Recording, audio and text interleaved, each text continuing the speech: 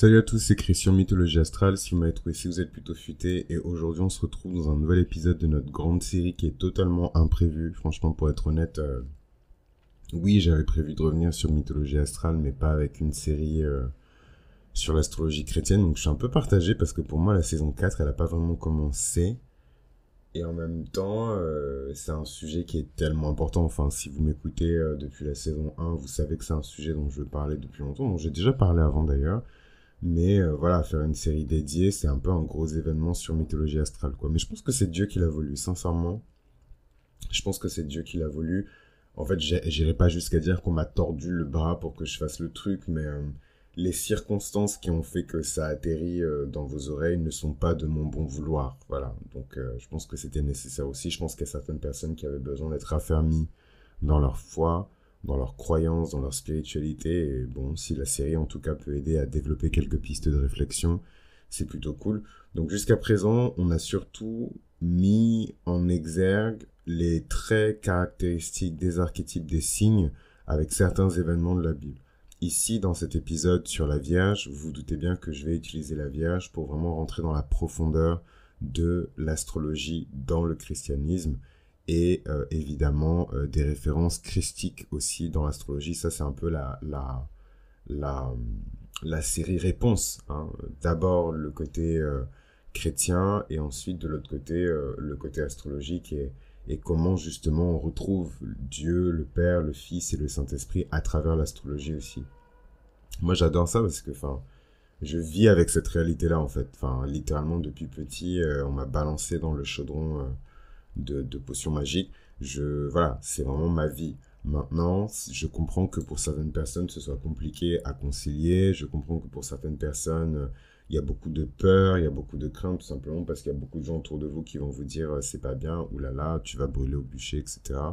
Et j'ai l'impression que ça fait aussi partie du game, quoi. C'est aussi la raison pour laquelle je pense beaucoup de personnes qui se mettent sur ces chemins d'ascension spirituelle, d'illumination, ce sont des personnes qui ont beaucoup confiance en elles, parce que ça demande énormément de confiance en soi, de parfois prendre une décision qui ne va pas avec celle du groupe, celle de la meute. Moi, comme je vous l'ai dit, les grandes religions abrahamiques, pour moi, elles sont vraiment là pour garantir que même pour la personne qui n'est pas éduquée, même pour la personne qui est en situation de handicap, même pour la personne qui est pauvre, que le royaume de Dieu soit à portée de clic, à portée de main, à portée d'un coup de téléphone, quoi. Et donc, et ensuite, il y a tout le reste, c'est-à-dire nous, qui sont des personnes qui décident un petit peu, à la fois pour certains, de voyager dans cette espèce de paquebot géant qui est le christianisme, ou en tout cas l'église plutôt, et pour d'autres qui décident de tracer leur chemin seuls, quoi, et d'apprendre par eux-mêmes. Euh, ou en tout cas, pas forcément d'apprendre par eux-mêmes, parce que c'est Dieu qui enseigne, mais prendre une route qui est différente de celle de la culture de l'église. Enfin, je sais pas si vous vous rendez compte, enfin, c'est même pas l'église telle que Jésus en a parlé, quoi. Aujourd'hui, ce qui existe, c'est des corporations, et je dis pas que c'est une mauvaise chose, on a besoin de capital dans un monde capitaliste, mais voilà, quand on voit à quel point c'est éloigné, en tout cas, de la vision initiale, et qu'en plus de ça, il y a une culture qui a été créée par-dessus, on voit à quel point on est distant, en fait, au final, de cette notion-là. Donc, comme je vous l'ai dit au début de l'intro de l'épisode, jusqu'à présent, on était surtout sur de la mise en exergue et de la comparaison. Et là, dans cet épisode, on va vraiment parler d'astrologie chrétienne. Donc, parlons d'astrologie chrétienne et parlons de la relation étoilée de Marie avec les astres. Donc, moi, faut savoir que vraiment, enfin, c'est pas pour faire le mec, hein, mais vous vous doutez bien que si ce sont deux choses qui sont très présentes dans ma tête et que j'arrive à concilier facilement, c'est que ce sont des choses avec lesquelles je me suis réconcilié il y a longtemps. Moi, j'ai découvert l'astrologie en lisant la Bible, en fait. Littéralement. Littéralement. Et j'étais très petit parce que c'est parmi les premières fois où j'ai lu la Bible. Et comme par hasard, je suis tombé sur ce passage de l'Annonciation et de ce grand périple, en fait, qui est initié par les rois mages pour suivre, en fait, cette fameuse étoile de Dieu et arriver à destination et pouvoir louer, se mettre à genoux et vraiment révérer en fait celui qui est considéré comme l'incarnation de Dieu sur terre, quoi. Le roi du monde, le roi des rois, enfin Jésus-Christ de Nazareth. Euh, donc c'est vrai que pour commencer en tout cas par le début, euh, l'astrologie, quoi qu'il arrive, quoi qu'on en dise, est souvent considérée comme un domaine ésotérique, comme une science occulte qui est en contradiction totale avec les principes religieux, particulièrement dans le contexte du christianisme. Et donc, moi, je vais pas commencer à vous raconter des salades. Il y a des textes qui ont été écrits, c'est écrit noir sur blanc. Voilà, c'est compliqué de concilier les deux parce que l'astrologie est considérée, en tout cas en surface, comme des sciences occultes. En fait, on fait le boulot de Dieu alors qu'on n'est pas Dieu, quoi, concrètement. Ça, c'est la surface. Ensuite, il y a la réalité il y a la réalité des faits, en fait. Puisque l'histoire derrière va révéler des relations assez complexes, en fait, entre l'astrologie et la foi chrétienne. Et même si on poussait encore plus loin, on verrait en fait que de la même manière qu'il y a des traditions astronomiques religieuses, il y a également, comment dirais-je, une dimension du coup astrologique à toutes les autres religions abrahamiques en fait. C'est pas juste que le christianisme, les Arabes aussi ont leur propre astrologie, les Juifs aussi ont leur propre compréhension de l'astrologie. Et d'ailleurs, le truc qui est fun et drôle, c'est que moi je suis plus du côté de l'interprétation astrologique kabbalistique et donc basée sur la mystique juive plutôt que basée sur la mystique chrétienne qui est très spécifique, très riche, hein. Il y a beaucoup de textes, beaucoup de prières, beaucoup de révélations, beaucoup de contemplation. Voilà, c'est très riche, hein, le patrimoine en tout cas qui a été amassé par les astrologues chrétiens, enfin chrétiens je ne sais pas pour eux, mais en tout cas des astrologues qui étaient dans un contexte chrétien pendant le Moyen-Âge, etc. C'est indéniable. Mais en tout cas, moi, je suis plus du côté de la compréhension kabbalistique de l'astrologie, en fait. D'où le rapport que j'ai avec les planètes, d'où le rapport que j'ai avec les archétypes, mais ça, on aura l'occasion d'en parler. Donc ici, l'idée, c'est de vraiment explorer cette relation particulière, puisque en surface, tout est interdit, tout est condamné. Vous allez appuyer sur un bouton, vous allez prendre feu, vous allez brûler pour toujours. Dans les faits, c'est beaucoup plus complexe. Voilà, c'est beaucoup plus complexe. Et moi, j'inciterai jamais personne à faire des choses qui sont considérées comme mauvaises ou vraiment, comment dirais-je, basses aux yeux de Dieu. Maintenant, je vais jamais interdire aux gens d'apprendre. En fait, ça, c'est la moindre des choses qu'on puisse faire dans ce monde en perdition, c'est d'apprendre sur soi, de mieux se connaître et de mieux comprendre le monde aussi dans lequel on vit. Donc on va passer sur certains épisodes en fait de la Bible et globalement je vais quand même essayer de vous expliquer l'historique en fait, hein. C'est utiliser la Vierge comme prétexte pour vraiment faire un historique de la relation qui existe entre l'astrologie et le christianisme. Donc les premiers chrétiens, donc c'est même pas les proto-chrétiens, c'est vraiment les premiers chrétiens, donc l'église a été faite, construite, etc. Rome a été christianisée, évidemment sont influencés par des penseurs comme Augustin d'Hippone, qui considérait l'astrologie comme une pratique païenne, incompatible avec la foi chrétienne, et en fait il méprisait souvent l'astrologie en tant que superstition. Et ce qui est important à garder à l'esprit, et ça j'en parle dans un livre, ouh là là, je suis en train d'écrire un livre incroyable, dans un livre que je suis en train d'écrire sur plein de sujets, mais surtout sur les sujets que j'aborde sur le podcast, il y a vraiment cette notion de superstitio chez les Romains qui est hyper importante. En fait, il y a la religion d'État qui est la religion romaine, avec le grand temple de Vesta, l'espèce d'altar dans lequel la flamme brûle et tout, la flamme de Rome, etc. Enfin, vraiment ce truc de religion d'État, c'est vraiment les Romains, bon, c'est pas les Romains qui l'ont inventé, faut pas déconner, mais en tout cas, les Romains l'ont poussé à leur paroxysme. Et tout ce qui sort de ça, du culte de Vénus, du culte de Mars, du culte de je ne sais qui, de Cérès, c'est dans la catégorie superstitio. Voilà. Du latin superstitio. Et superstitio, c'est le fétiche, quoi. C'est les babioles, c'est les trucs, on souffle dessus, ça fait de la magie. Enfin voilà quoi, c'est vraiment méprisé, enfin c'est le summum du mépris quoi. Quand on classe votre spiritualité dans la catégorie superstitio, c'est que vraiment, enfin vous avez aucune valeur et aux yeux de Rome et aux yeux de la société romaine et j'en passe, c'est les meilleurs quoi. Pourtant Rome à l'époque était un carrefour de religion, de spiritualité. C'était le centre du monde. C'est l'équivalent de... Rome à l'époque, c'est l'équivalent de New York aujourd'hui. Donc, vous vous doutez bien qu'il y avait plein de gens issus de spiritualités différentes. Mais il y avait vraiment ce truc où, voilà, c'est pas la religion d'État, c'est pas une religion de culture romaine, ou affiliée à des cultures qui sont proches de la culture romaine. C'est superstitieux. Donc, en gros, c'est poubelle, quoi. Euh, donc ça, c'est important à garder à l'esprit. Il faut aussi garder à l'esprit que les Romains, là où ils ont vraiment excellé, c'est pas les premiers à l'avoir fait. Hein. Je pense que les Chinois sont bien plus, comment dirais-je, forts en fait dans ça. Mais c'était l'idée qu'il y ait de puissants astrologues au sein même, en tout cas autour des sphères décisionnelles. En fait, il y a vraiment ce truc où la divination, mais là on est vraiment dans de la pure divination. Donc vraiment regarder les planètes, suivre les cycles, les commenter, compiler ces commentaires et ensuite les étudier siècle après siècle, c'est ça la base de l'astrologie. C'est pour ça qu'on dit souvent que c'est un cercle qui se répète, qui se répète, qui se répète. Euh,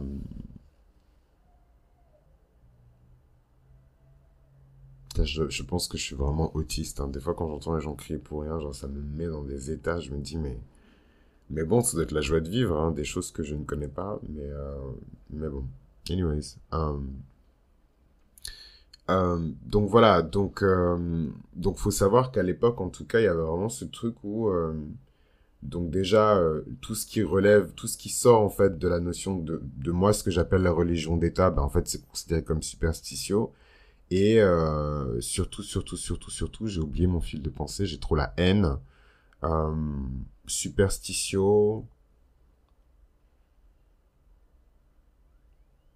Ah oui, très important. En fait, les Romains ont poussé à leur paroxysme la divination, allez, on va dire ça, la divination politique un peu. Genre, en gros, euh, je suis politicien, mais dans mon cabinet, j'ai aussi un astrologue. Voilà. De même que dans mon cabinet aujourd'hui, j'ai un community manager. Hier, dans leur cabinet, en tant que politicien à Rome, ils avaient peut-être des astrologues, ils avaient peut-être des cartomanciens, ou en tout cas voilà quoi, des personnes qui sont là pour sonder en tout cas le futur. L'âge d'or pour moi de tout ce qui a un lien avec... il y a tellement d'ambulances parce que je suis sûr que c'est des... Ce que Dieu me pardonne, c'est pas du tout agéiste, mais bon, c'est un fait. Chaque année, il y a des chiffres et tout qui sortent. Je suis sûr qu'il y a plein de vieux qui font des trucs de déshydratation, qui passent out et tout à cause de la chaleur. Déjà, moi, je suis en pleine forme ou pas. Pas maintenant en tout cas, mais bon, je suis censé être en pleine forme jeune, je fais du sport 5 fois par semaine, là, 34 degrés dans la tronche, je peux vous dire que sans clim, ça fait mal, quoi. Anyway, ça me saoule en plus, parce que j'avais pas prévu de passer un septembre chaud, et je me dis, enfin, je sais pas, avec le temps qui passe, j'ai vraiment l'impression qu'on se fait rouler, en fait, j'ai vraiment la sensation d'être escroqué, c'est horrible, hein, alors que c'est le temps, tu sais. Anyways, parenthèse refermée, donc l'âge d'or, en fait, c'est vraiment le Moyen Âge européen, occidental, hein, parce qu'il y a eu plusieurs Moyen Âge dans plein de cultures différentes. En tout cas, le Moyen Âge occidental, c'est là où l'astrologie, donc redécouverte des savoirs anciens, renaissance, et en fait, c'est vraiment là que l'astrologie a connu une réhabilitation dans certains cercles chrétiens. Donc c'est pas forcément dans l'Église elle-même, mais c'est dans certains cercles chrétiens, tout en sachant que le Moyen Âge, c'est aussi une période d'expansion enfin sans égal hein, de l'Église catholique. Hein, voilà. Les bateaux d'expédition vers le Nouveau Monde et les conquêtes et compagnie ne se sont pas financés tout seuls. Hein, et je vais m'arrêter là, mais voilà, c'est tout ça, là, les quêtes coloniales, la colonisation, l'esclavage, etc. Tous les premiers bateaux ne se sont pas financés tout seuls. Donc les concepts astrologiques ont été intégrés dans la théologie. Et l'astrologie a été utilisée pour expliquer des événements bibliques, comme par exemple la révélation de l'étoile de Bethléem. Et ça, je le sais, hein, que c'est pas le fait d'allier et de coupler l'astrologie avec, comment dirais-je, ou en tout cas de voir une signification astrologique dans la révélation de l'étoile de Bethléem, donc cette fameuse étoile que les rois mages ont suivie jusqu'à arriver à Christ. Je sais que c'est récent, hein, et ça date en fait du Moyen Âge, quoi. Ça date vraiment du Moyen Âge.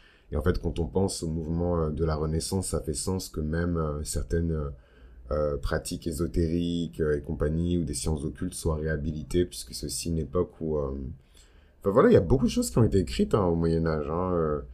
Toute la pensée rosicrucienne, comment ils s'appellent, les francs-maçons et compagnie, ils ont bien prospéré aussi au Moyen-Âge. C'est vraiment une époque particulière. Moi, je sais jamais quoi en penser, mais en tout cas, ce qui est certain, c'est que en ce qui concerne l'astrologie chrétienne, le Moyen Âge a vraiment été un tournant où justement, du côté chrétien, on a commencé à réintégrer en fait l'astrologie et surtout en vérité, parce que c'est ça aussi l'astrologie, c'est la cosmologie. On a réintégré cette dimension cosmologique à la théologie en fait, au cours de théologie. L'astrologie a été utilisée pour expliquer ou pour justifier en tout cas certains événements bibliques importants comme l'apparition de l'étoile de Bethléem. Euh, Parlons maintenant de Marie. Revenons à Marie parce que c'est aussi la superstar de cet épisode de la grande série sur l'astrologie chrétienne où on parle de la Vierge. Euh, Marie, pour beaucoup, et c'est hyper intéressant, elle est considérée comme une des étoiles du matin. La figure de Marie est particulièrement associée à l'astrologie chrétienne. Quand on parle d'astrologie et de christianisme, on ne peut pas ignorer ni Marie, ni le Christ, en fait, parce que justement, c'est un peu les deux protagonistes proto-chrétiens, littéralement, parce que le gars n'est pas encore mort, donc est ressuscité. Donc, en fait, proto-chrétien qui arrive avant la vraie naissance, en fait, du christianisme. Donc, deux protagonistes proto-chrétiens, la figure de Marie qui est très associée à l'astrologie chrétienne. Donc, dans un grand 1, on a le titre de Stella Maris. Et donc, ça, c'est des choses qui vont évidemment paraître complètement 1 plus 1 égale 2 pour les catholiques qui m'écoutent parce que c'est de la culture chrétienne. Mais voilà, de même que dans d'autres religions et dans d'autres mythologies et dans d'autres spiritualités, une entité ou une personne peut avoir plusieurs titres, donc plusieurs facettes. C'est exactement la même chose dans la religion chrétienne et Marie a beaucoup de titres, elle a beaucoup de facettes différentes. Encore heureux, la notion de dévotion et de sacrifice, oui, il y a une seule vérité, il y a une seule manière de se sacrifier et de faire acte de dévotion, mais disons que l'écho, en fait, la réaction à ça est différente d'une culture à une autre, en fait. D'ailleurs, c'est pour ça qu'il y a des régions du monde qui sont beaucoup plus facilement pénétrables pour le christianisme que d'autres, parce qu'on est tous différents et on voit pas le monde de la même manière. Qu'est-ce que ça veut dire Stella Maris? Stella Maris, ça veut dire étoile de la mer.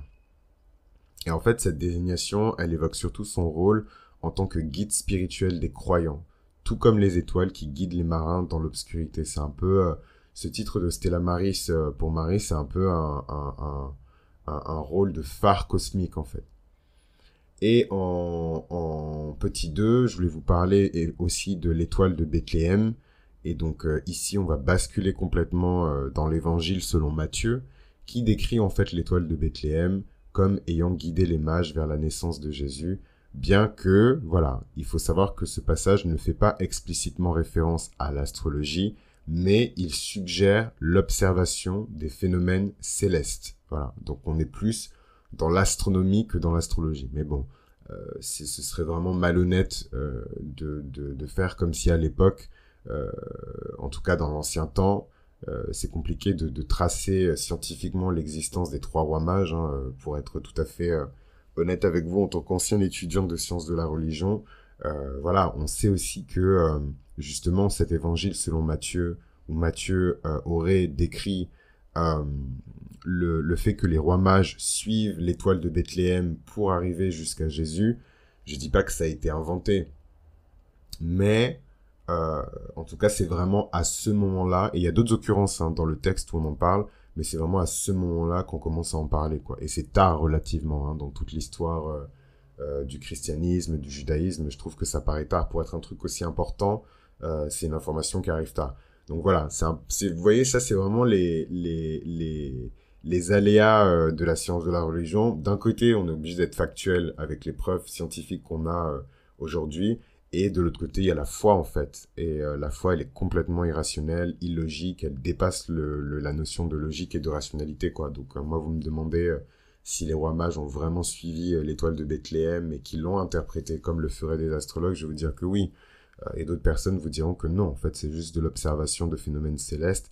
Et dans ce cas-là, on parle plutôt d'astronomie. Mais moi, je maintiens le fait qu'à l'époque, les frontières entre déjà la science et la religion, les frontières entre l'astronomie et l'astrologie étaient extrêmement fines. Voilà.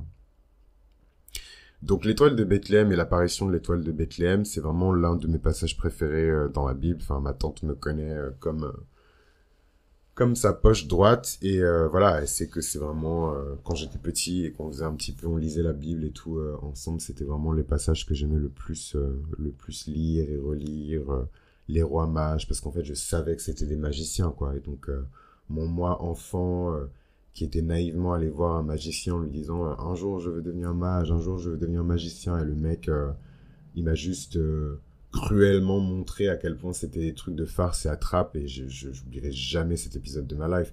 Mais ça m'a pas empêché non plus voilà, de me concentrer sur mon ambition de base qui était juste d'être magicien quoi. Et donc forcément lire ce passage-là du texte, ça m'a beaucoup rassuré et ça m'a beaucoup inspiré aussi. Hein, voilà. D'autant plus que bah, avec le temps forcément je me suis renseigné un petit peu sur les figures des rois mages, et en fait c'est un peu l'équivalent de ce que nous on pourrait appeler des hommes de la Renaissance en fait à l'époque. En fait à l'époque il n'y avait pas non plus une expansion scientifique de foufou, mais eux avec leurs moyens réussissaient en tout cas à cultiver de la sagesse, cultiver des connaissances. En fait c'était surtout des êtres qui étaient extrêmement savants, hein, qui avaient beaucoup de connaissances, et à l'époque on appelait ça des magis, hein, on appelait ça des mages, mais ça ne voulait pas forcément dire que c'était Harry Potter et que voilà, ils volaient dans le ciel, ils transplanaient et compagnie. C'est juste que c'était des personnages qui étaient extrêmement, enfin, ils étaient gorgés de connaissances, quoi. D'où le fait que beaucoup de rois, en fait, dans leur cour à l'époque, c'est encore le cas aujourd'hui, hein, et d'ailleurs, la notion de roi, elle a changé, mais le président aujourd'hui, enfin, on va vous mentir en vous disant non, la démocratie, etc. Mais voilà, hein, c'est aussi une nouvelle... voilà, c'est la manière que le monde a de nous inventer une nouvelle figure du roi. Mais en fait, l'archétype, c'est le même, donc moi, en fait, on va pas me la faire. C'est ça aussi qui est cool quand on voit le monde d'un point de vue archétypal. En fait, on se dit juste que ce sont les mêmes énergies auxquelles on a affaire depuis le commencement, en fait, de la création, qui viennent juste changer d'apparence en fonction de l'époque, de la culture et des événements importants que les gens vivent, quoi. Mais le président, c'est le roi, en fait. Donc, quand Donald Reagan, ancien président des États-Unis, très conservateur, néolibéral aussi, a sa propre astrologue qui traîne dans les couloirs un peu de la Maison Blanche. Voilà, c'était connu hein, que il disait que c'est la femme, c'est la femme, c'est la femme, mais c'est la manière très sexiste et misogyne des Américains de dire que voilà, la spiritualité c'est pour la femme et l'action, les conquêtes militaires c'est pour l'homme. Mais moi je suis sûr que Reagan, paix à son âme, lui-même était en PLS en train d'écouter la dernière lecture compréhensible de thème astral de son astrologue quoi. Donc faut arrêter.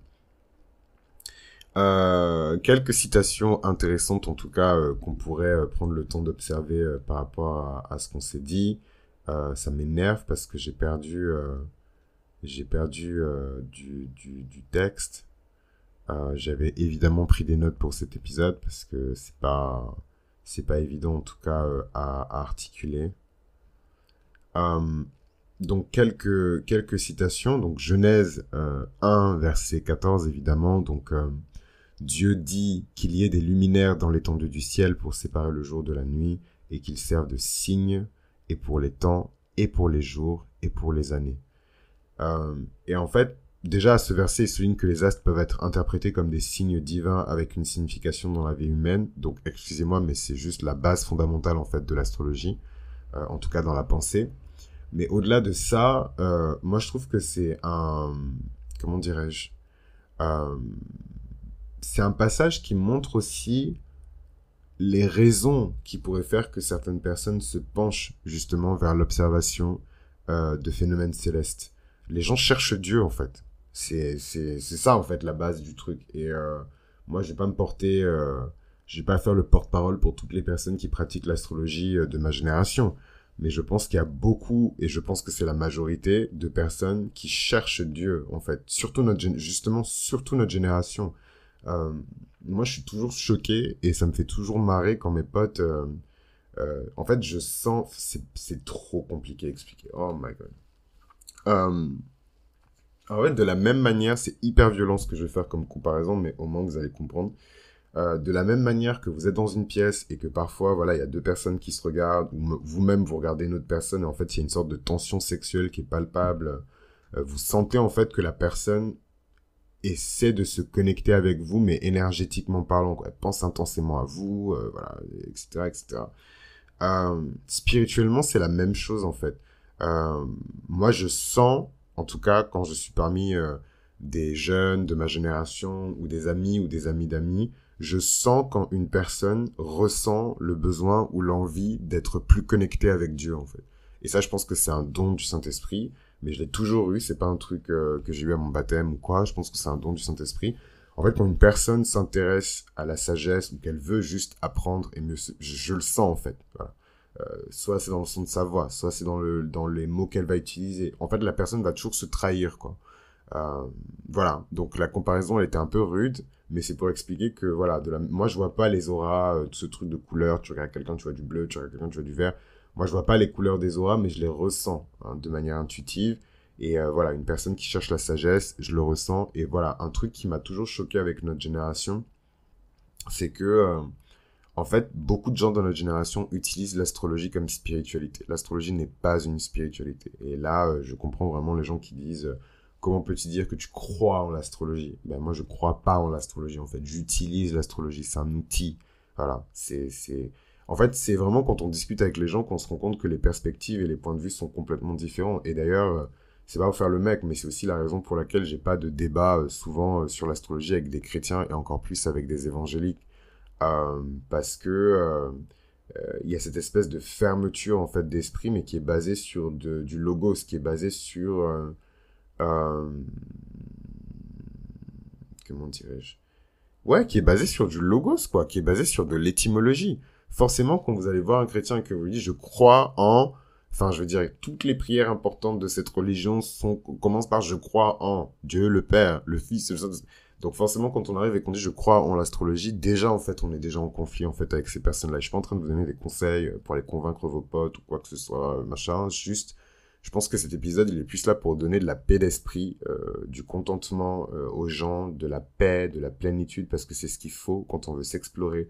Quand on veut explorer le monde, et surtout quand on veut pas devenir fou, c'est être en paix avec soi-même, en fait. Et il y a trop de gens qui essaient de vous mettre en conflit avec vous-même ou de pointer, en fait, vos paradoxes. Il y a aucune contradiction. Et pour moi, c'est pas mutuellement exclusif de chercher, justement, Dieu, peu importe sous quelle forme, parce que moi, là, aujourd'hui, je vous parle en tant que Christ, mythologie astrale, etc. Mais comme je vous l'ai dit, moi, mon cheminement spirituel, il n'a pas commencé avec l'astrologie. L'astrologie, c'est un des modes d'expression et un des langages que j'utilise, mais parce que j'utilise un langage qui est plus ancien que l'astrologie et qui traduit en fait aussi cette réalité-là. Hein. Euh, donc je relis Genèse chapitre 1 verset 14. Dieu dit qu'il y ait des luminaires dans l'étendue du ciel pour séparer le jour de la nuit et qu'ils servent de signe et pour les temps et pour les jours et pour les années. Donc ce verset il est très important parce que il donne la fonction en fait enfin je sais pas comment vous expliquer mais je vous parle souvent de cosmologie et je vous dis que je suis passionné par la cosmologie. On est en plein dans la cosmologie. En fait, on explique pourquoi la création est telle qu'elle est. Pourquoi on a fait en fait l'étendue du ciel? Pourquoi est-ce qu'on a placé des luminaires dans le ciel? Et qu'est-ce que ces luminaires signifient en fait? Et je suis désolé, mais c'est la base fondamentale, en tout cas philosophique, de l'astrologie, quoi. C'est chercher Dieu à travers sa création.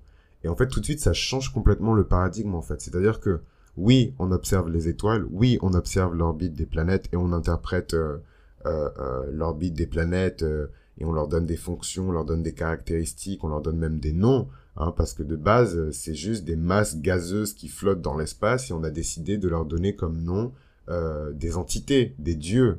Et ça, je vais y arriver. Je sais pas quand est-ce que je vais y arriver d'ailleurs, mais sûrement dans l'épisode bonus.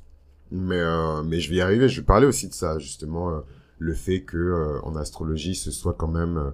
Enfin voilà, la suprématie occidentale fait que même quand on regarde le ciel au loin, la réalité qu'on voit est teintée de culture occidentale. Hein, on regarde cette planète qui est magnifique, qui symbolise la beauté, la grâce, la perfection, la justice et l'harmonie. et on se dit en fait c'est Vénus.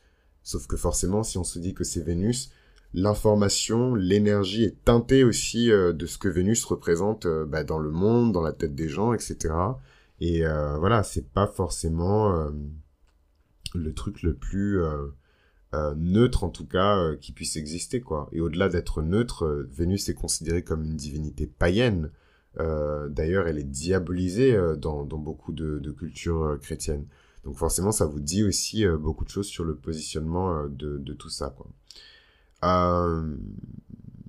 Donc voilà, c'était très important pour moi et sincèrement, juste ce verset-là, Genèse 1, verset 14, je pourrais le commenter pendant 2h50. Il y a trop de choses en fait dans ce verset, mais restons en tout cas sur la conclusion suivante qui est que c'est vraiment un verset qui invite à considérer les astres comme des signes divins ayant un rôle à jouer dans l'histoire humaine et dans la compréhension de notre environnement, en fait. Dès le départ, qu'il y ait des luminaires dans l'étendue du ciel pour séparer le jour de la nuit qui servent de signe et pour les temps et pour les jours. Donc, en fait, dès le départ, on vous dit que on utilisera le cycle de la lune pour compter les jours, on utilisera le cycle du soleil pour calculer machin.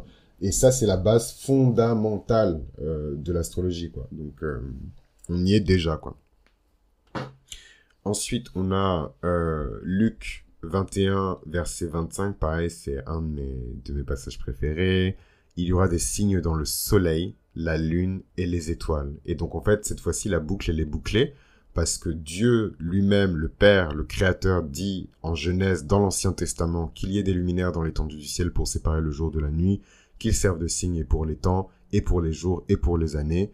Et en fait, de l'autre côté, dans le Nouveau Testament, Luc 21, 25, et en fait, la boucle, elle est bouclée, quoi. Jésus reconnaît que les astres peuvent être des signaux divins pour l'humanité. Il y aura des signes dans le soleil, la lune et les étoiles. Donc Jésus lui-même évoque ici le potentiel des phénomènes célestes à observer pour en déduire des informations. Et aussi pour avoir une signification spirituelle, hein. Donc c'est... Et je suis désolé tout à l'heure parce que j'ai fait tout un speech et tout, et j'ai même pas fini ma phrase, mais... ouais, je trouve que notre génération, on est la première qui utilise vraiment l'astrologie comme spiritualité, alors que c'est un outil, quoi. Mais c'est intéressant parce que ça dit aussi le besoin de spiritualité et la misère spirituelle dans laquelle notre génération se trouve. Mais si on peut utiliser justement l'astrologie comme langage pour aller aborder des choses qui sont encore plus grandes, encore plus proches de Dieu et encore plus intéressantes, enfin moi clairement, je pense que c'est une de mes missions d'âme, et pas forcément l'astrologie spécifiquement, mais utiliser en tout cas des méthodes simples et un langage simple pour pouvoir communiquer des vérités, ou en tout cas des concepts spirituels qui sont complexes. C'est littéral, enfin je pense que je suis né pour ça. Voilà, c'est quand on est né pour quelque chose, on sait, enfin voilà, il y a un truc un peu de il y a un truc un peu de voilà, je sais que je suis né pour ça, et ça je sais que je suis né pour ça. Et enfin, on a évidemment Apocalypse. Et ça, c'est marrant parce que du coup, vous allez vous dire que c'est avec l'histoire des rois mages que vraiment l'astrologie. Non, c'est avec l'Apocalypse parce que le premier livre de la Bible que j'ai lu, c'est l'Apocalypse. J'ai commencé avec la fin. Donc le premier livre de la Bible que j'ai lu, c'est Apocalypse. Et donc là, on est en Apocalypse 12, verset 1. Et j'oublierai jamais la première fois que je l'ai lu parce que j'ai eu très très peur. Et donc en fait, c'est un grand signe apparu dans le ciel. Une femme enveloppée du soleil, la lune sous ses pieds, et sur sa tête une couronne de 12 étoiles. Et en fait, c'est un passage qui est souvent associé à Marie, et sa fuite, en fait. Et c'est drôle parce que, bon, ça fait très longtemps que j'ai pas relu Apocalypse. Je trouve que c'est vraiment la pire période de notre existence pour commencer à lire Apocalypse, parce que littéralement, vous allez vous rendre compte que beaucoup de choses qui sont dites dans Apocalypse sont déjà en train de se passer, en fait. Les tremblements de terre. D'ailleurs, toutes mes pensées pour les personnes qui ont de la famille, des ressortissants marocains, des membres de la diaspora marocaine. Vraiment, toutes mes pensées. J'ai appris ce matin, là, tout de suite, le tremblement de terre au Maroc. Plus de 1000 morts. Enfin, c'est juste effroyable. Mais voilà, quand on parle en tout cas de l'annonciation de la fin des temps et compagnie, Apocalypse, etc., les tremblements de terre, les tornades, les tsunamis, l'été en hiver, l'hiver en été, enfin, on y est déjà, en fait. Voilà, y a pas de... On y est déjà. Et c'est marrant parce que je me considère pas comme un millénariste, mais en fait, bon, ça doit peut-être être mes fréquentations aussi. C'est vrai quand même que j'ai pas mal d'amis qui sont chrétiens, évangéliques, etc. Et ils sont tous millénaristes. ils sont tous millénaristes. Millénaristes, ça veut dire quoi? C'est les gens qui croient en la fin du monde. Ils sont tous millénaristes. Et du coup, moi aussi, je suis devenu grave millénariste, mais pas au point d'aller lire Apocalypse. Ça va trop me déprimer. Je me souviens de la première fois où je l'ai lu, j'étais pétrifié. Je me suis dit, mais qui est cette femme? Et qui est le dragon qui la poursuit? Et pourquoi il la poursuit? Et elle va bientôt donner vie, mais elle va donner vie à qui? Enfin, moi, je lisais la Bible, en fait. J'étais même pas familier comme ça avec le Christ. Hein. Je lisais la Bible, frère. Et seul en plus. Hein. En tout cas, quand j'ai commencé à lire seul et tout. J'oublierai jamais, c'était la Bible de ma grand-mère. Et je lisais seul, un peu en cachette et tout. Et j'essayais de comprendre et de déchiffrer, quoi. Franchement, ma grand-mère, elle était encore là. Elle était encore vivante. Elle est morte en 2007. Je suis en 95. Ouais, j'avais 12 ans, non? Je crois, non? Je sais plus. 11 ans, 12 ans. Mais un peu avant quand même, j'ai lu un peu avant. Oui, oui, j'ai carrément lu avant en fait, j'ai lu 3 ans avant, donc plutôt 9 ans, 9 10 ans je pense. Anyway, c'est pas important. Mais voilà, ce verset, il évoque une image cosmique qui montre en fait que euh, même les astres jouent un rôle en fait dans la spiritualité chrétienne, parce que je sais pas comment expliquer. Euh, hmm, je saurais même pas comment bien décrire, mais en tout cas, ce qui est certain, c'est que la Bible a une manière particulière de communiquer, en fait. Il y a beaucoup de mots-images, il y a beaucoup de métaphores qui sont extrêmement complexes, il y a beaucoup de comparaisons, il y a beaucoup d'allitérations. De manière générale, la Bible, même si on veut se former en tant qu'auteur, et franchement, co-manifester ça avec moi si un jour j'ai la grâce de pouvoir enseigner l'écriture en se basant sur la Bible, ou voilà, écrire en s'inspirant de la Bible, franchement, je serais mais le plus heureux, je pourrais mourir en paix. Genre là, vraiment, la boucle, elle est bouclée, toutes les tendances de ma personnalité sont comblées. Voilà, et si en plus de ça, je le fais de manière cool et authentique, c'est encore mieux. Mais ouais, qu'est-ce que je voulais vous dire par rapport à tout ça? Ouais, beaucoup de mots-images, beaucoup de figures de style, en fait, dans la Bible. Donc, il n'y a rien qui est fait par hasard. Et en fait, si on vous dit un grand signe est apparu dans le ciel, une femme enveloppée du soleil, la lune sous ses pieds, enfin, je sais pas comment vous expliquer, mais en fait, nous, on lit la Bible de manière littérale. Mais en fait, la MIF, c'est un texte qui a été écrit et réécrit pendant des milliers d'années, en fait, littéralement, quoi. Au moins deux, en tout cas. Bon, je sais pas comment vous expliquer, mais vous lisez pas le journal, quoi. Chaque chose qui est écrite a une valeur, chaque chose qui est écrite a un code, une valeur numéraire. Enfin, il y a beaucoup de choses qui sont derrière de simples paroles. Donc en fait, quand on dit un grand signe apparu dans le ciel, une femme enveloppée du soleil, la lune sous ses pieds, même dans le style d'écriture, ça ressemble en fait à une prophétie. Et d'ailleurs, je vais lire en fait le passage, pas en entier, mais je vais lire un peu plus pour que vous ayez un peu plus de contexte, parce que pour les gens qui n'ont pas lu ce passage, euh, c'est compliqué. C'est marrant parce que le premier résultat quand je tape ça, juste donnez-moi mon verset en fait. Non, non, c'est plein de sites catholiques qui sont genre anti-protestants, en mode voilà, c'est le signe en gros que ce passage-là de l'Apocalypse, c'est le signe de la divinité de Marie en fait. Et d'ailleurs, c'est hyper intéressant parce que c'est vrai. C'est un peu vrai quand même. C'est un peu vrai. Après, bon, c'est plus complexe que ça. C'est plus complexe que ça parce que moi, j'ai l'impression que c'était vraiment dit comme une prophétie ou comme une forme de, je sais pas comment expliquer en fait, presque comme un rêve ou une projection en fait. J'ai pas. Après, faut voir en termes de timeline et de comment le temps s'écoule et tout. Moi, ça fait longtemps que j'ai pas lu Apocalypse, hein, mais bon. En tout cas, euh, c'est important de lire le passage en entier. Comme ça, oh là là, mais n'importe quoi. Mais les gens, en plus, ils ont des virus sur leur site. C'est important de lire le passage en entier, en fait. Mais vous savez quoi, man, je vais sortir ma Bible. La Bible, j'ai même pas besoin de... On est en Apocalypse.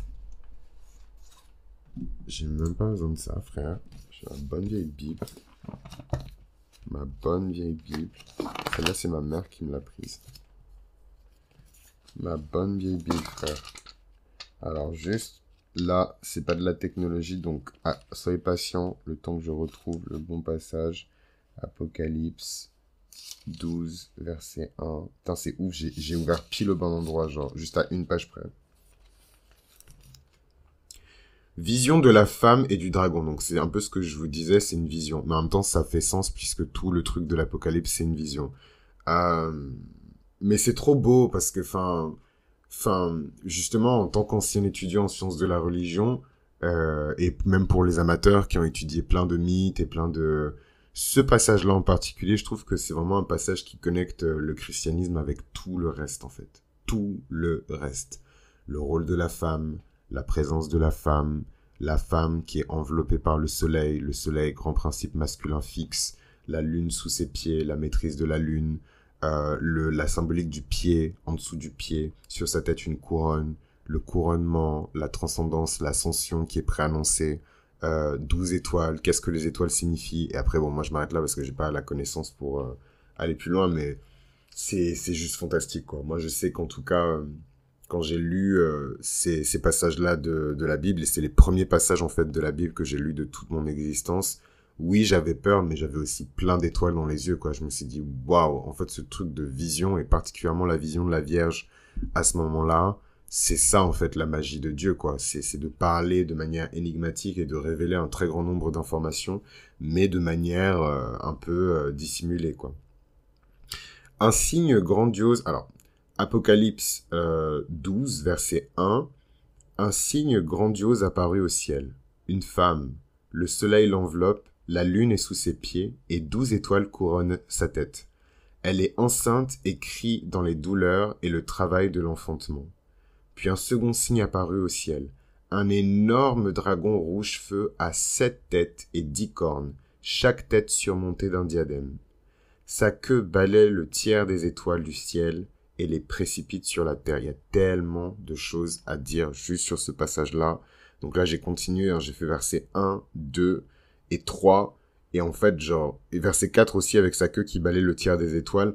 Parce que c'est trop complexe. Je pense que c'est trop complexe pour cet épisode-là. On va pas s'égarer. Mais en tout cas, n'hésitez pas à lire cet épisode-là. Moi, c'est vraiment un des textes que je recommande de lire quand on s'intéresse en tout cas à la symbolique chrétienne, la mystique aussi un peu chrétienne, parce que là, pour le coup, on est vraiment dans de la magie, quoi. On a cette espèce de figure de la femme, en fait, on l'associe à Marie, mais on sait pas exactement... Enfin, c'est pas dit explicitement que c'est Marie, mais en fait, on l'associe à Marie. Et mais au-delà de Marie, en fait, c'est une personnification pour moi de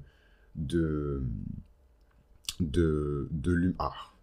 En fait, on dit souvent l'homme pour parler de l'humanité tout entière. Ben, en fait, là, c'est la femme, mais pour parler de l'humanité tout entière, en fait. C'est ça que je trouve ouf. Dieu merci. Merci Saint-Esprit, parce que j'ai réussi à exprimer ce que je voulais dire, mais voilà, souvent on dit l'homme, la race humaine, l'homme réussira, non, l'homme.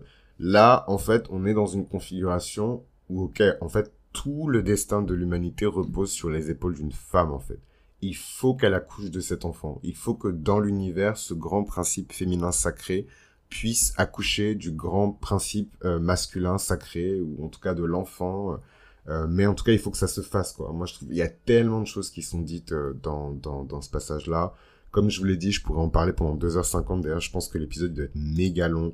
Mais en même temps, c'est un épisode important parce que, comme vous l'avez vu, je mets pas juste en exergue les caractéristiques d'un archétype de signe avec des passages. Là, on est vraiment rentré dans un historique de l'astrologie chrétienne et un peu du va-et-vient qu'il y a eu voilà, entre les chrétiens et les païens. Même si en vérité vous avez plein de chrétiens en fait qui observent les phénomènes célestes. Voilà. Moi je trouve que c'est pas, enfin voilà quoi, c'est observer les phénomènes célestes. Après, faut pas se mentir, hein, il y a beaucoup de personnes qui utilisent ça pour prédire le futur, pour savoir la couleur des ongles de leur femme, etc. Et moi je suis pas responsable de ces gens-là.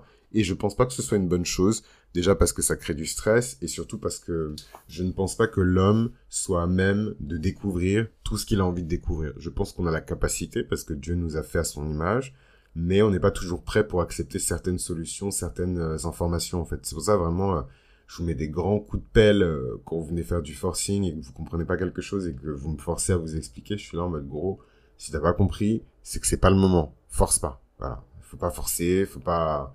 Parce qu'en fait, en forçant, si vous voyez les connaissances comme des briques, en forçant, physiquement, je suis tellement à fond, en forçant, psychologiquement, dans le monde imaginaire, c'est comme si, en fait, euh, vous avez de la place pour une brique, votre brique, elle est plus grosse que la place que vous avez, mais vous la mettez quand même et vous appuyez, quitte à ce que ça casse, en fait, les deux briques d'à côté, mais vous la mettez quand même, juste pour dire j'ai posé une brique, en fait. C'est pas comme ça qu'on apprend. Voilà. Et en toute humilité, hein, moi je connais pas grand chose, mais c'est pas comme ça qu'on apprend. On peut essayer, hein. D'ailleurs, c'est même ce que le système scolaire français, en tout cas en ce qui me concerne, parce que j'ai grandi en France, nous incite à faire, hein. Apprendre par cœur. Voilà. Même si tu comprends pas, t'apprends quand même. Apprendre une langue par la théorie et pas par la pratique. Hein. Exclure toute forme de jeu ou de gamification ou de méthode alternative pour l'apprentissage. C'est ça aussi la réalité de l'enseignement, en tout cas ici. Et forcément, ça met sur le côté toutes les personnes qui ont juste une intelligence ou une manière de fonctionner qui est différente. Le passage qu'on a lu, il était vraiment bien. Moi, ça m'a grave motivé à relire en fait Apocalypse, donc je pense que c'est ce que je vais faire. Mais en tout cas, voilà, gardez à l'esprit que la spiritualité chrétienne, en tout cas le christianisme et la culture chrétienne, c'est pas juste des ultras anti-avortement, anti-divorce, anti-joie, anti-plaisir, anti-sexe. C'est pas du tout ce qu'on peut imaginer. Hein. C'est vraiment eux en fait, c'est vraiment les pires ambassadeurs, je trouve, de l'Église, et ils paieront en fait en temps et en heure pour toutes les personnes qui se sont éloignées de l'Église à cause d'eux. Mais c'est pas eux en fait la réalité du royaume, quoi. La réalité du royaume, c'est des gens comme vous et moi, voilà, qui essaient de faire le bien autour d'eux, qui essaient d'appliquer en fait les principes du Christ et d'aimer leur prochain. Hein, il a jamais dit qu'il fallait absolument accomplir tout ce qui était fait dans la loi. Il a dit lui-même, il y a que lui qui peut accomplir la loi. Il est venu pour accomplir la loi. Donc je dis pas que pour autant il faut mépriser l'Ancien Testament, les commandements. Évidemment que tu ne tueras point, mais voilà, faut pas, il y a ce jeu un peu de dupe, je trouve, dans certains espaces chrétiens, particulièrement les espaces évangéliques, où vraiment le texte est utilisé comme une arme pour blesser, en fait. Hein. Et ça, c'est pas des blessures, ça me rend triste, en fait, rien que d'en parler, mais c'est pas des blessures légères, hein. C'est pas des blessures dont on guérit tout de suite, hein. Voilà. Et moi, je suis passé par là, hein. Dieu merci, j'ai jamais eu... comme dans certaines familles très chrétiennes, un espèce de conseil de discipline spirituelle où on commence à me mettre de l'eau salée dans les yeux, ou vouloir m'exorciser parce que je m'intéresse à des sciences occultes. Au contraire, je viens d'une famille déjà qui pratique les sciences occultes, donc forcément ça aide. Et ça, c'est l'un des plus grands dons qui m'a été fait.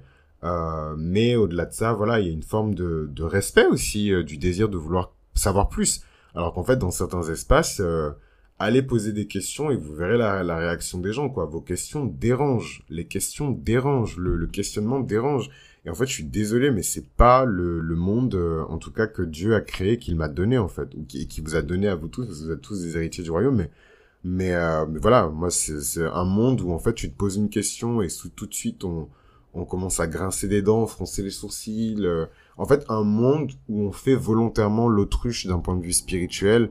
Euh, hmm, réfléchissez bien parce que ça ressemble pas à Dieu en fait. Ça ressemble plus par contre à l'antagoniste de Dieu, mais ça correspond pas, ça ressemble pas à Dieu en fait. C'est pas sa nature. Voilà, d'ignorer, de faire comme si ça n'existait pas parce que on a peur que machin, je sais pas quoi. Moi, j'incite pas les gens à faire des invocations mystiques des 10 démons, des 10 derniers degrés du Capricorne. Enfin voilà, ça aussi c'est une réalité, hein. Les sciences occultes, elles sont occultes pour une raison. Maintenant, pour finir un peu sur une note positive, on ne peut pas nier qu'il y a un moment où ces fameuses sciences occultes sont révélées. Hein. Aujourd'hui, tout le monde a des bases fondamentales d'alchimie. Hein. Soit parce que la personne a regardé Full Metal Alchemist, soit parce que la personne est un peu éduquée. Mais tout le monde sait que voilà, les alchimistes étaient un peu des fous dans leur labo qui ont essayé de transformer le plomb en or. à l'époque, oui, c'était sûrement une perception qui était dans l'air, mais on parle de personnes qui ne sont pas éduquées, qui ne savent même pas lire.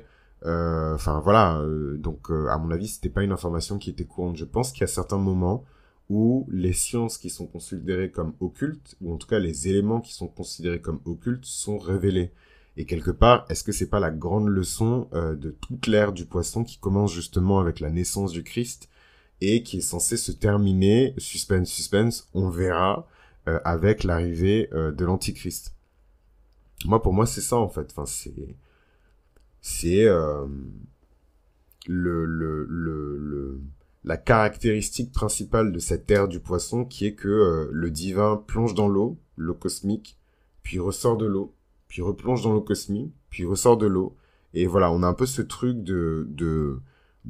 j'allais dire yin-yang, mais plutôt une énergie très yin en fait, hein. Féminine, sacrée, belle, c'est l'énergie du poisson, connectée à Dieu, infini, dans son amour, dans sa compassion, dans sa magie, qui se révèle et qui se cache. Voilà. Moi, je pense que on verra hein, les 1000 prochaines années et compagnie, mais on aura été, je pense, parmi les générations qui auront vraiment vécu la révélation de beaucoup de sciences occultes. Vous vous rendez pas compte.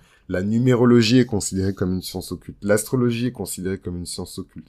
Vous allez hurler, mais en vérité, la météorologie est considérée comme une science occulte. Mais c'est tellement rentré dans les mœurs que aujourd'hui, voilà, on pourra pas vous dire, oh, tu regardes la météo dans 2 semaines pour vérifier que machin, je sais pas quoi. Il y a personne qui va vous dire que c'est diabolique. Pourtant, c'est exactement le même mécanisme que t'ailles regarder s'il pleut ou pas, ou que t'ailles regarder si tu vas avoir un accident ou pas. Excuse-moi, mais tu vas regarder dans le futur, en fait. C'est de la divination aussi. Pour ton propre confort personnel, pas pour la gloire de Dieu en plus. Hein. C'est est-ce que je vais porter un truc fuchsia ou est-ce que je vais mettre une veste parce qu'il y aura un orage, etc. C'est la même chose. Et la météorologie aussi, dans son propre contexte, est considérée comme une science occulte. La fabrication d'armes est considérée comme une science occulte. Le maquillage et toute forme de cosmétique qui permet de dissimuler une réalité et la cacher derrière une autre réalité qui est fausse, c'est aussi considéré comme une science occulte qui est hautement condamnée. Si on suit en fait la spiritualité et la culture chrétienne, ce sont des démons hein, qui ont transmis ces connaissances-là à l'humanité, justement lorsque il y avait cette cohabitation et cette espèce de correspondance entre des femmes de la terre et des démons du ciel, en tout cas jadis, qui ont copulé pour former des géants en fait, qui ont eux-mêmes été rasés par le déluge, voilà. Mais ça change absolument rien au fait que la création d'armes, la fabrication d'armes, le maquillage et plein d'autres choses, hein, des choses qui sont vraiment complètement ancrées dans votre quotidien, qui sont considérées comme des sciences occultes, qui sont considérées comme des enseignements démoniaques pour pouvoir arriver à ses fins et pas pour faire la gloire de Dieu. Donc le maquillage, excusez-moi, hein, mais on peut tourner ça comme on veut, c'est pas pour la gloire de Dieu, c'est pour sa gloire personnelle. La fabrication d'armes, c'est pas pour la gloire de Dieu non plus. Voilà, tout ça pour vous dire que l'astrologie, elle est dans ce club-là, quoi. Et en fait, je pense que c'est une question de temps avant qu'elle soit aussi intégrée dans la culture. Et ça soulève encore un nouveau débat. Est-ce que c'est parce qu'elle est intégrée dans la culture qu'on doit nous aussi l'intégrer dans notre culture spirituelle personnelle? Et ça, c'est la vraie question, en fait.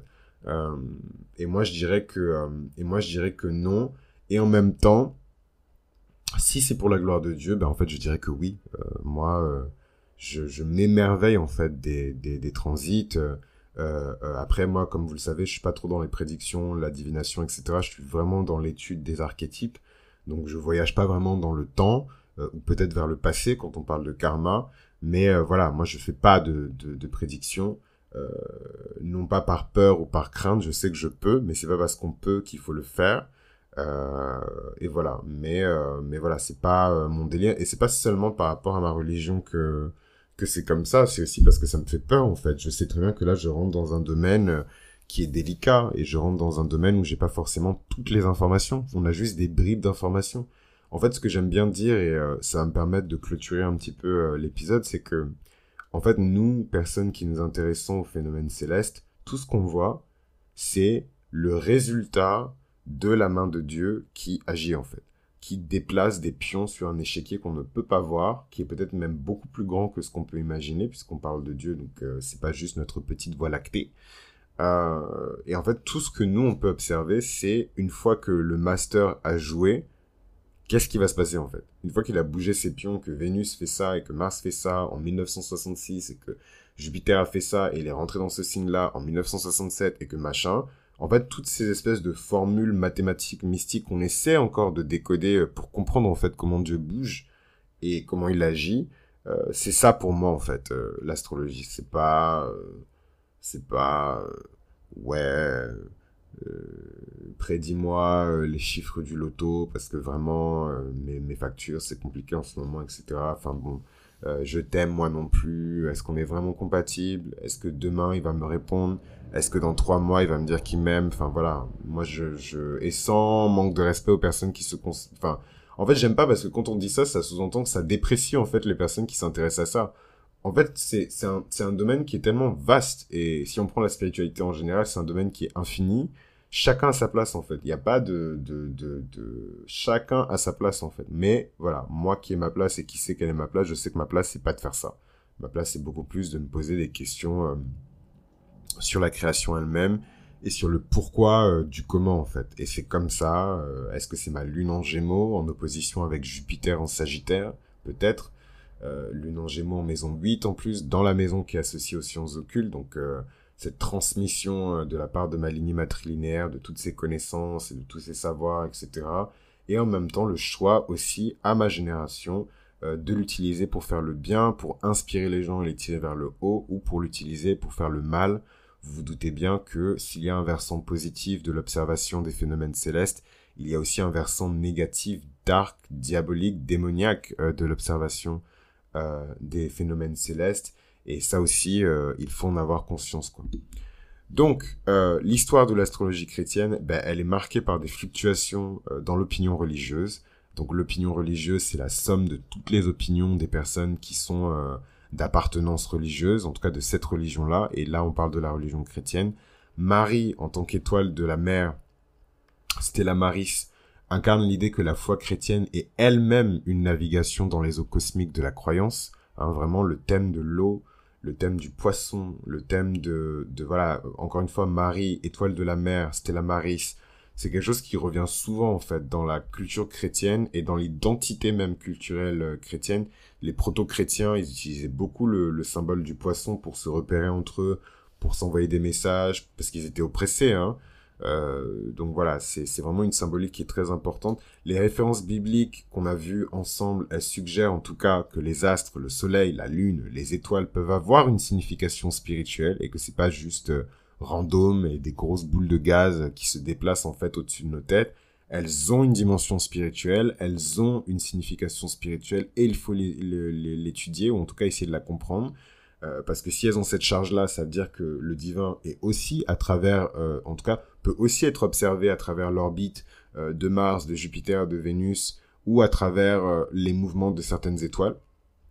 Et donc, en fin de compte, la relation entre l'astrologie et le christianisme reste complexe. Et d'ailleurs, là, j'ai vraiment, l'épisode, il dure presque 1 heure, mais j'ai vraiment balayé la surface. Et continue de susciter de la réflexion. Et en fait, cette exploration, elle nous rappelle surtout que dans cet univers infini, il y a toujours quelque chose de plus à découvrir, même au-dessus de nous, dans le ciel étoilé, de la foi et de l'astrologie. Si cet épisode vous a plu, n'hésitez pas à vous abonner à Mythologie Astrale sur Instagram ou à commander directement votre lecture compréhensible de thème astral via la boutique. Donc toutes les informations, elles sont dans la description de l'épisode. Merci de m'avoir écouté jusque-là et on continue cette grande série sur l'astrologie chrétienne. N'hésitez pas à vous abonner et à soutenir le contenu du mieux que vous pouvez. Je vous embrasse.